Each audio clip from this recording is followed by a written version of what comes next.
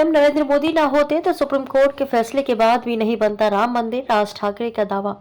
महाराष्ट्र नवनिर्माण सेना प्रमुख राज ठाकरे ने दावा किया कि केंद्र में मोदी न होते तो राम मंदिर नहीं बनता।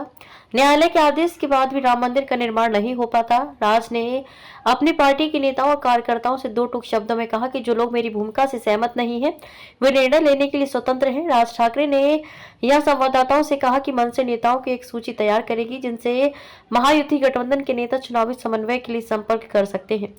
हालांकि उन्होंने इन सवालों को टाल दिया कि क्या वे महाराष्ट्र में भारतीय जनता पार्टी, शिवसेना और एनसीपी के सत्तारूढ़ गठबंधन महायुति के पक्ष में रैलियों को संबोधित करेंगे।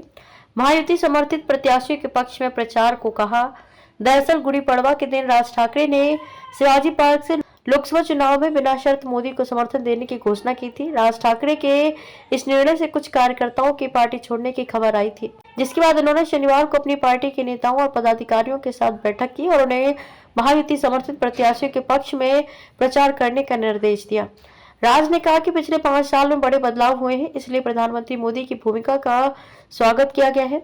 राम मंदिर निर्माण, धारा 370 जैसे कई अच्छे फैसले प्रधानमंत्री ने लिए हैं। उन्होंने कहा कि मराठी को शास्त्रीय भाषा का दर्जा देने तथा राज्य में किलों की मरम्मत समेत उनकी कुछ मांगे हैं जिनके बारे में बीजेपी को बताया जाएगा।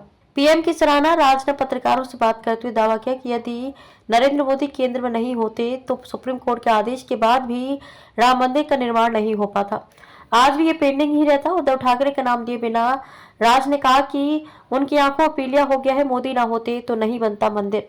राज ठाकरे ने कहा कि यदि नरेंद्र मोदी केंद्र की सत्ता में नहीं होते तो सुप्रीम कोर्ट के आदेश के बाद भी राम मंदिर का निर्माण नहीं हो पाता। ये लंबित मुद्दा बना रहता है। नवंबर 2019 में एक ऐतिहासिक फैसले में उच्चतम न्यायालय ने अयोध्या में विवादित स्थल पर राम मंदिर के निर्माण की कानूनी बाधा दूर कर दी थी। इस साल 22 जनवरी को राम मंदिर में प्रतिष्ठा समारोह हुआ। राज ठाकरे ने कहा कि राम मंदिर के निर्माण का मामला 1992 से लंबित था, जब विवादित ढांचा गिराया गया था। बीजेपी के समर्थन पर सफाई। बीजेपी को मनसे के समर्थन पर सफाई देते हुए उन्होंने कहा कि कुछ ऐसी अच्छी बातें हैं जिनकी सराहना करने की जरूरत है। एक तरफ एक अक्षम नेतृत्व है और दूसरी तरफ मजबूत नेतृत्व है, इसलिए हमने नेतृत्व मोदी का समर्थन करने के बारे में सोचा। मोदी के प्रति उनके समर्थन में खामियां ढूंढने को लेकर अपने चचेरे भाई उद्धव ठाकरे के नेतृत्व वाली शिवसेना यूबीटी पर पलटवार करते हुए मनसे प्रमुख ने कहा कि उनकी आंखों में पीलिया हो गया है। मराठी को शास्त्रीय भाषा का दर्जा देने की मांग। राज ठाकरे ने कहा कि मराठी को शास्त्रीय भाषा का दर्जा देने तथा राज्य में किलों की मरम्मत समेत महाराष्ट्र को लेकर उनकी कुछ मांगे हैं जिनके बारे में बीजेपी को बताया जाएगा। उन्होंने कहा कि यह स्पष्ट है कि गुजरात मोदी को प्रिय है क्योंकि वे वहां से आते हैं, लेकिन उन्हें उसी तरह से अन्य राज्यों पर भी ध्यान देना चाहिए। अगर आपको हमारी वीडियो अच्छी लगी हो तो वीडियो को लाइक करें और चैनल को सब्सक्राइब करें और ताज़ा खबरों के लिए जुड़े रहिए मुंबई हलचल के साथ।